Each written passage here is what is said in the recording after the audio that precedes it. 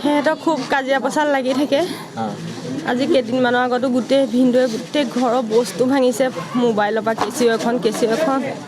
ভাঙি পেলাই ফেচবুকত ফটো দিছে যে এক্সিডেণ্ট বুলি তেনেকৈ খুব মানে অত্যাচাৰ কৰে মানে কোনোবা সময়ত এনেকুৱা কৰে মানে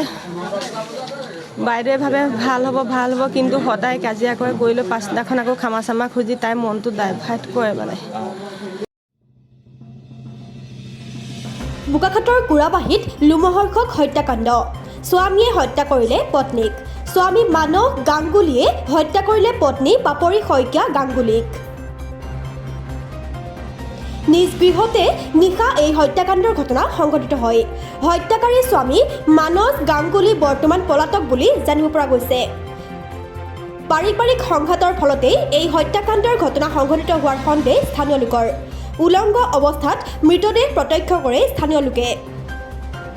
বৰ্তমান ঘটনাস্থলীত আৰক্ষী উপস্থিত হৈ তদন্ত অব্যাহত ৰখাৰ লগতে মৃতদেহটো মৰণোত্তৰ পৰীক্ষাৰ বাবে প্ৰেৰণ কৰিছে মানস গাংগুলী আৰু সোণমণি আমাৰ ইয়াত সোণমণি বুলিয়ে জানে মাজে মাজে সিহঁতৰ কাজিয়া হৈ থাকে আৰু আমাৰ এবাৰ সি গুৱাহাটীৰ পৰা এজনী ছোৱালী লৈ আহিছিল ৰাতি ঠিক 10 মান বাজিছে আনি পেলাই ইয়াত গোটেই পৰিৱেশটো বিনষ্ট কৰি এইবোৰ কাজিয়া মাজে হৈয়ে থাকে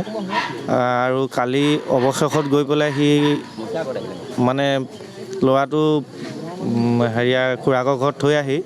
সি এইটো কাহিনীটো কৰিলে মানস গাংগুলীৰ পত্নী পাপৰি আৰু আগৰ পৰাই ইহঁতৰ কাজিয়াটো চলি থাকে আমি ওচৰঘৰীয়া গাঁও সম্বন্ধীয় হিচাপে আমি জানো কথাটো আৰু মোৰ বাইদেউ লগৰে আছিলে সেইকাৰণে আমি মানে আমাৰ গাঁৱৰ কেইবাবাৰো এনেকুৱা হুলস্থুল হয় মাৰপিট হয় আকৌ ভাল হয় এতিয়া সি অৱশেষত গৈ পেলাই কালি 10 মান বজাত এইটো কাম কৰিলে বুলি আমি এতিয়া ৰাতিপুৱা গম পাইছোঁ ৰাতিপুৱা আমি মানে ল'ৰাটোৱে মই এতিয়া কামলৈ যাম বুলি ওলাইছিলোঁ ওলাওঁতে গম পালোঁ যে এনেকুৱা এটা কাহিনী হৈছে